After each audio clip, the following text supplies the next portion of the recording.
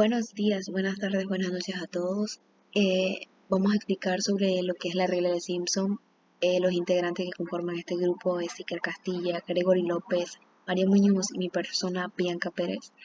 Somos de la Universidad Tecnológica de Panamá, de la Facultad de Ingeniería Mecánica. En este curso que trata sobre métodos numéricos, nuestra facilitadora es la ingeniera Gionel Araujo. Bueno, primero que todo tenemos que saber o tener presente de qué se trata la regla de Simpson. La regla de Simpson, esta es una forma de obtener lo que es una aproximación adecuada de una integral en lo que viene siendo usar lo que son los polinomios de grado superior para unir los puntos y aproximar la función real. Lo podemos decir en otras palabras como que para cada aplicación de la regla de Simpson se requiere de subintervalos. Entonces, para tener un poco claro qué vienen siendo los subintervalos son un conjunto de números reales que se encuentran comprendidos entre los extremos de A y B. A fin de aplicarla a una n número de veces, esta deberá dividirse en intervalos del cual esté definido en un número de subintervalos o segmentos. Como la misma palabra lo dice, subintervalos viene siendo que de los derivados de los intervalos, o sea, los intervalos más grandes, los subintervalos que ya vienen siendo pequeños, que obviamente van a cumplir un rango a lo que nosotros llamamos un tamaño de paso, que es el ancho. Por lo que cada subintervalo sucesivo se aproxima por un polinomio de segundo grado, que es lo que es la representación de una parábola, y se integra de tal manera que la suma de las áreas de cada segmento de la parábola sea la aproximación de la integral que decíamos. Bueno, viéndolo de esta manera, la regla de Simpson, o sea, no solamente podemos verla hasta este punto del cual la hemos definido, sino que también está dividida, o sea, se divide en la regla del Simpson, tanto de un tercio como la regla del Simpson 3/8, que son, digámoslo así, las más comunes, porque viéndolo también, la regla de Simpson un tercio la tenemos como regla de Simpson un tercio, tanto simple como compuesta, de igual forma que la otra es la regla de Simpson 3/8. Más adelante nuestros compañeros van a explicar parte de la historia porque es necesario conocer o sea, cuándo se dio los inicios de el uso de esta regla o quién fue esa persona que en su momento creó o vio que esta regla en cierto caso ayudó a resolver problemas y es por lo cual hoy en día nos ayuda y no solamente viéndolo desde el punto de vista un problema práctico, sino no solamente en la universidad, sino también en el área de trabajo, por lo cual es necesario profundizar y tener siempre presente que los inicios de cada situación son la base principal de todo, porque si no hay un inicio, ¿cómo podemos eh, determinar las otras cosas que se derivan de ahí mismo? Y bueno, espero que les guste esta presentación y que sea tanto de su agrado como también de ayuda para sus distintas etapas, tanto de estudio como de aprendizaje. Dentro del ámbito histórico, esta técnica debe su nombre al matemático inglés Thomas Simpson, conocido en el mundo de la matemática por sus contribuciones a los métodos numéricos de integración, llegando a destacar dentro de áreas como la geometría, trigonometría y álgebra durante el siglo XVIII. Y dado sus grandes aportes en dicha área, se le atribuyen diferentes procesos matemáticos como lo son las reglas de Simpson, que están basadas y corresponden a las reglas de túnel que Johannes Kepler ya había formulado en 1615. Sobre su historia de surgimiento, Kepler informa en la dedicatoria de su publicación que, después de que compró algunos toneladas de vino, el vendedor concurrió con una vara de medir y determinó el contenido para todos los barriles sin pensar o calcular, utilizando un mismo método consistente en que introducía la punta de metal de la vara de medir a través de la piquera en diagonal hacia los bordes de ambos fondos y la marca en la piquera arrojaba la medida del volumen del contenido. Kepler se sorprendió con aquello de que la diagonal a través del medio del barril pudiera dar una medida sobre el volumen del contenido y puso en duda la exactitud de este método.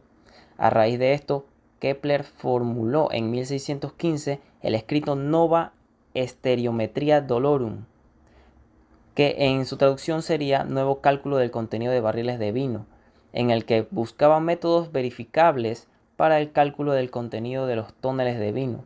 Uno de estos métodos consistió en aproximar la curvatura del barril por una parábola, dado que los cálculos con ayuda de las parábolas se podían realizar muy exactamente desde Arquímedes. Entre otras cosas, Kepler describió en este texto una fórmula para el cálculo de la capacidad, más precisamente del volumen de vino de los barriles con formas irregulares. Esta fórmula y cálculos matemáticos sentaron las bases para la creación de las reglas de Simpson que conocemos hoy en día. Método de Simpson 1/3. Esta regla se aplica cuando necesitamos determinar integral definida y no podemos obtenerlas antiderivadas por los métodos tradicionales de integración como reglas básicas, el método de sustitución o integración por parte. Primeramente, en este método se utiliza lo que es un polinomio de orden 2 y a su vez este caso requiere o necesita lo que es la cantidad de subintervalos que sean pares. Por lo tanto, se define un valor h que corresponde a lo cual es el ancho del subintervalo o de los subintervalos o el paso que hay entre puntos, que sería dado por la ecuación h es igual a b menos a entre 2, como vemos en la fórmula. También observamos dos ecuaciones, una que tiene en la parte inferior que tiene el valor de h y una en la parte superior que tiene el valor sustituido de la ecuación de h, que si nosotros nos ponemos a comparar estos dos valores deberían darnos aproximadamente el mismo resultado. Este método se llama Simpson 1/3 por causa de las 3 puntos equiespaciados que requiere, que sería en sus extremos, como vemos aquí, x0 y x2, y un punto central que se llama x1 en este caso. Y así generamos el polinomio de orden 2 a través de una interpolación, y el área que obtendríamos sería esta que vemos aquí en sus líneas rectas en la parte de abajo de la gráfica. Este método tiene un porcentaje de error, pero este error es menor que el método de trapecio simple.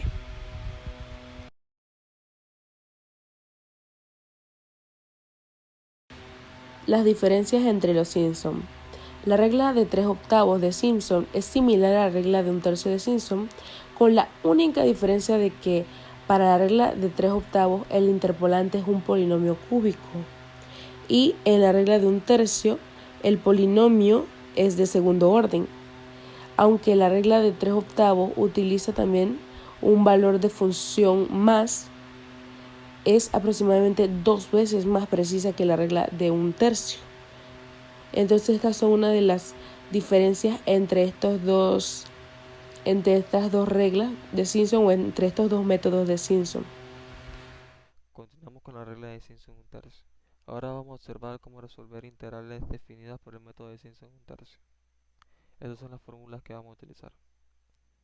Ejemplo número 1. Tenemos la integral definida de 2 a 5 de x menos 2 entre la raíz cuadrada de x menos 1. Para que el método se nos haga más fácil, vamos a desglosar la integral. En este caso, el límite inferior es igual a 2, el límite superior es igual a 5.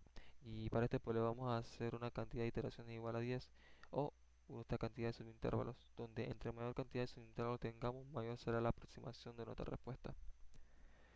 En este caso, esos subintervalos van a tener un ancho. El ancho va a estar denotado por la siguiente fórmula que dice que el límite superior menos el inferior dividido entre el número de iteraciones o subintervalos. Reemplazando los valores operando nos da esta respuesta. queda de esta manera. El siguiente paso es evaluar esos intervalos en la función y aumentándole un ancho de 0.3. En este caso comenzamos con el límite inferior, que es 2, lo evaluamos en la función y nos da 0. Le sumamos el ancho, nos da como resultado 2.3, lo evaluamos en la función y nos da este resultado. A ese subintervalo le sumamos 0.3, que es el ancho. Para nuestra siguiente iteración nos da 2.6, le reemplazamos, nos da este resultado. A este 2.6 le sumamos el ancho para nuestro nuevo subintervalo, nos da este resultado y evaluamos. Repetimos el proceso, sumamos al ancho, le sumamos al subintervalo y nos da 3.2. Reemplazamos, nos da este resultado. Este proceso lo repetimos la cantidad de iteraciones que nos pida o hasta que nuestro ancho llegue a 5, que es el límite superior. Nos tiene que dar como resultado esta tabla que nos muestra las iteraciones, los valores de x y los valores de x evaluados en la función. Esta es la fórmula de método de Simpson, que consiste en multiplicar la resta del límite superior menos el inferior multiplicado por el límite inferior evaluado en la función más 4 veces la sumatoria de las iteraciones impares hasta n-1 evaluadas en la función más 2 veces la sumatoria de las iteraciones pares hasta n-1 evaluadas en la función más el límite superior evaluado en la función. Todo esto dividido entre 3 por el número de iteraciones. Yo les recomiendo que subrayen los números pares de los impares para que se le haga más fácil a la hora de reemplazar en la ecuación. La ecuación nos quedará de esta forma, donde mencioné que tenemos b menos a, que son los límites restados, multiplicando lo que se observa aquí, que en este caso sería el límite inferior evaluado en la función, más 4 veces la sumatoria de los números impares, de las iteraciones impares, más 2 veces la sumatoria de los números pares, como logran observar. Se reemplaza y nos queda de esta forma, tomando en cuenta de que a la hora en la sumatoria de los números no se utiliza el valor de los límites. Una vez operando esto nos da una respuesta de 2.66658 y tomando como referencia una respuesta real de 2.66667. La respuesta real la podemos obtener integrando nuestro problema, resolviendo el integral, o podemos utilizar una calculadora de integrales, o también podemos utilizar una fórmula que se encuentra en el libro, pero la fórmula del libro es un poco compleja porque tenemos que derivar, pero tenemos que derivar hasta la cuarta derivada de la función, lo cual es un poco tedioso. Luego de esto vamos a buscar el error de truncamiento, que tenemos esta fórmula que dice que nuevo menos anterior entre nuevo, donde nuevo es el valor real. Reemplazando los valores, operamos y nos da esta respuesta, que es un error muy bajo, quiere decir que la respuesta tiene una buena aproximación. Aquí les dejo un problema para que puedan resolver.